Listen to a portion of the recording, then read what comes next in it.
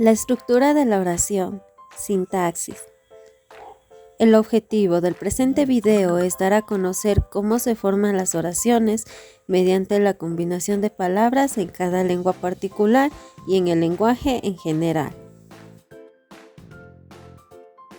Estudiar sintaxis es estudiar cómo se forman las oraciones mediante la combinación de formas léxicas en cada lengua particular y en el lenguaje en general. Una oración es una unidad gramatical formada por un sujeto y un predicado. El sujeto tiene siempre como núcleo un sustantivo y nunca puede comenzar por una preposición.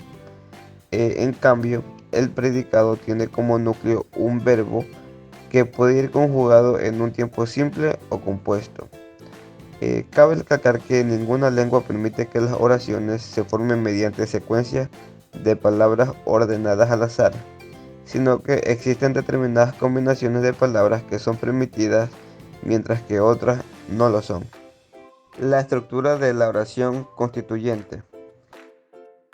La estructura habitual de la oración implica la presencia de sus dos constituyentes inmediatos, que son el sujeto y el predicado. El primero está formado por un sintagma nominal, mientras que el segundo por uno verbal, produciéndose entre ellos una relación de concordancia.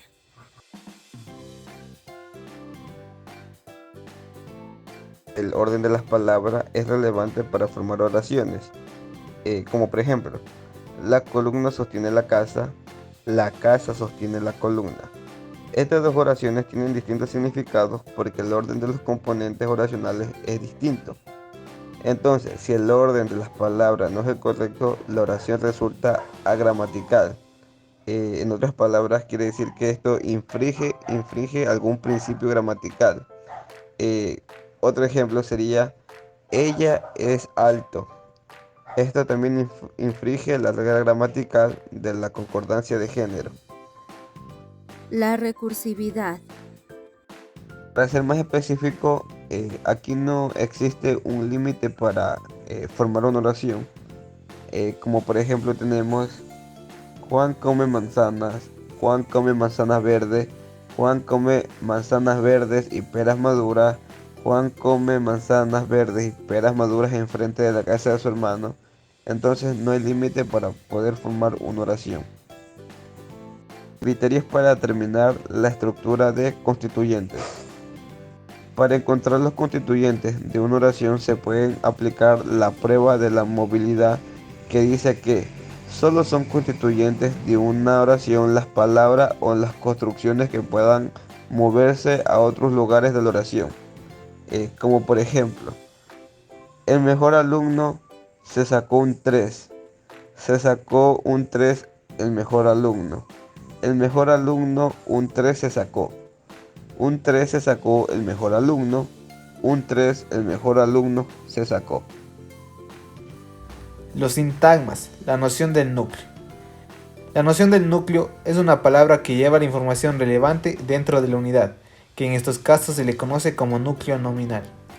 La noción del núcleo nos permite diferenciar entre construcciones como las siguientes. A. La ventana roja de la casa. B. La casa de la ventana roja. A pesar de estar formadas por los mismos elementos, difieren considerablemente, pues en la primera oración nos referimos a una ventana, mientras que en la segunda oración estamos hablando de una casa. A continuación tenemos los tipos de sintagmas. El sintagma nominal con el ejemplo mi hermano. El sintagma verbal bebe tequila por las mañanas. En este caso el verbo sería bebe. Sintagma adjetival, difícil de resolver. En este caso identificamos a la palabra difícil. Sintagma adverbial, muy rápidamente. Aquí identificamos la palabra muy.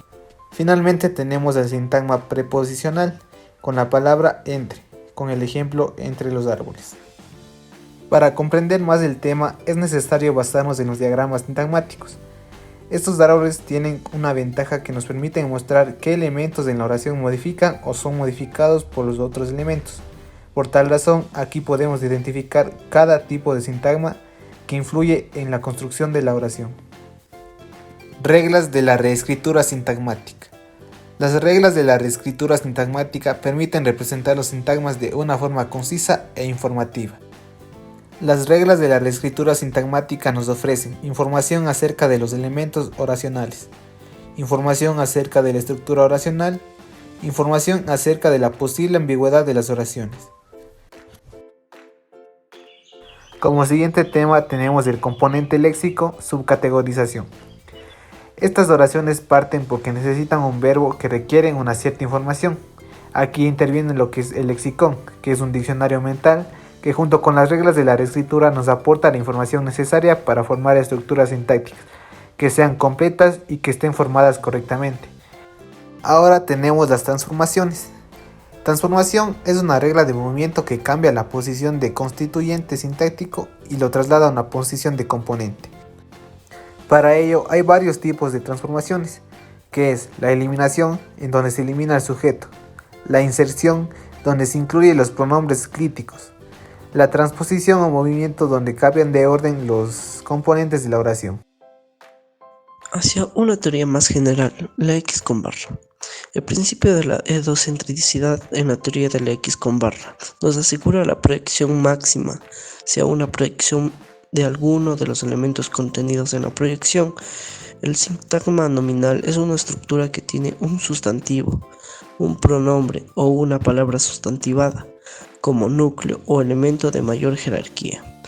La hipótesis de la edocentricidad generalizada sostiene que todo constituyente sintáctico es o bien un núcleo sintáctico, o bien un elemento legitimado por un núcleo sintáctico.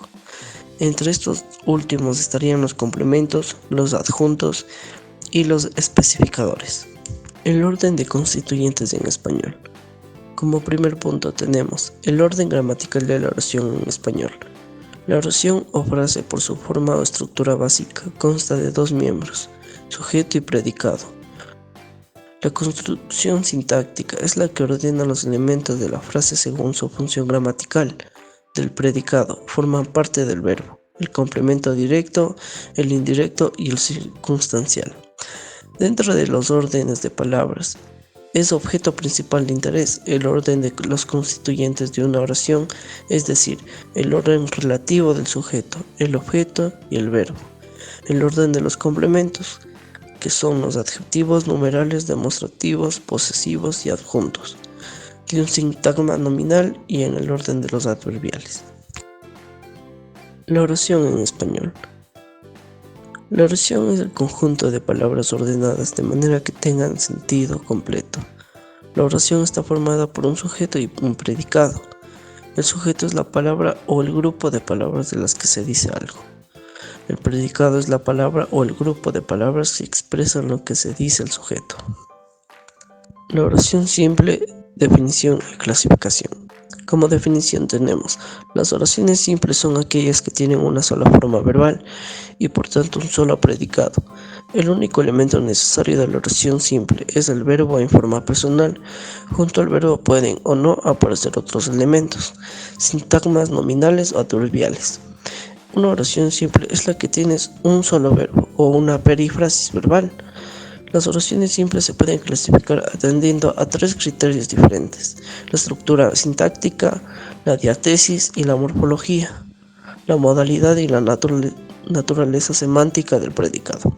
De acuerdo con la naturaleza del predicado, denominamos oraciones copulativas o de predicado nominal aquellas oraciones donde el verbo no añade nada al significado de la oración, sino que sirve del puente entre el sujeto y el sustantivo o adjetivo.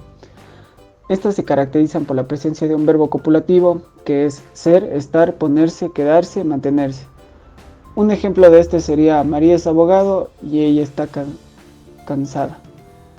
Estos dos ejemplos nos muestran claramente la presencia del verbo copulativo.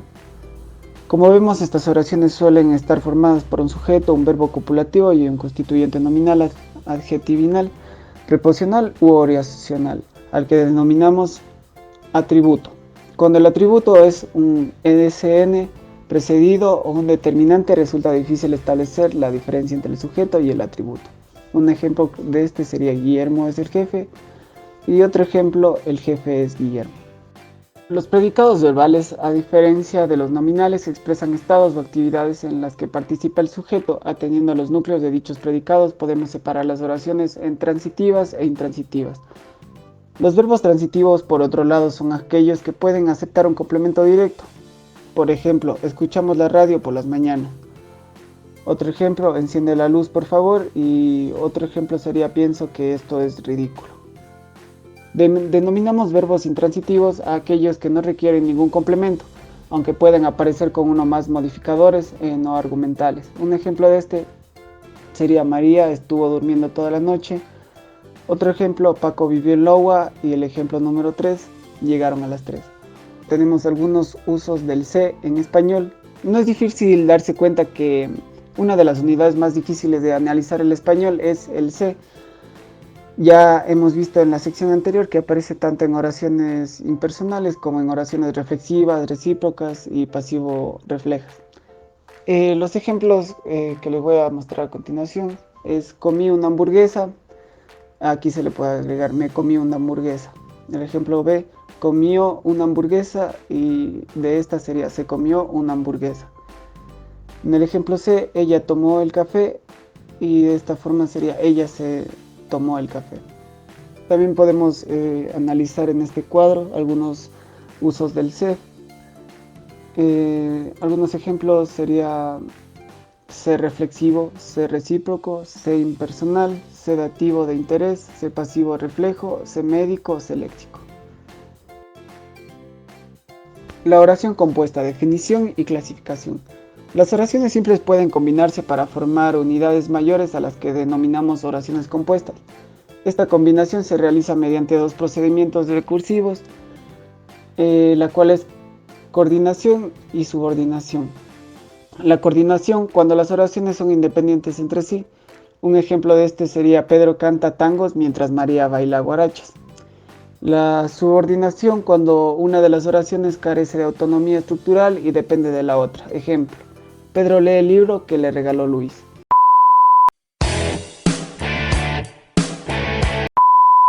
Para este video se agruparon los elementos oracionales en unidades que no son más pequeñas que la palabra ni mayores que la oración, y estas son denominadas como constituyentes o sintagmas.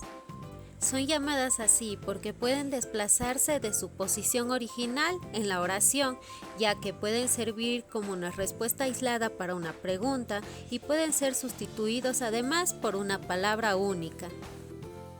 También es importante mencionar la teoría de la X, la cual propone un esquema básico universal que explica cómo se construye un sintagma en cualquier lengua dada. Todo sintagma está constituido por 4 elementos, definidos de manera abstracta de acuerdo a su posición relativa en la estructura. Estos son especificador, adjunto, núcleo y complemento. Recuerda que solo la presencia del núcleo es obligatoria para obtener un sintagma. El núcleo de un sintagma es o bien una categoría léxica o bien una categoría funcional.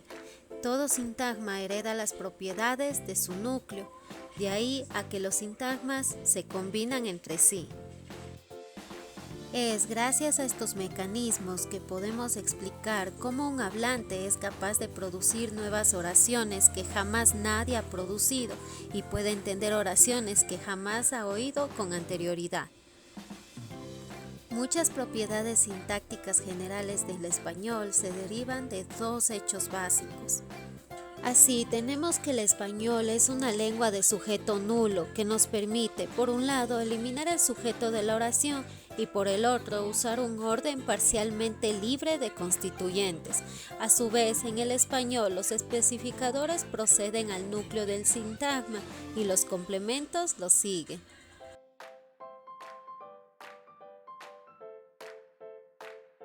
En el español, los constituyentes oracionales siguen un orden básico, colocando en primer lugar al sujeto, seguido por el verbo y al final el objeto o complemento de la oración.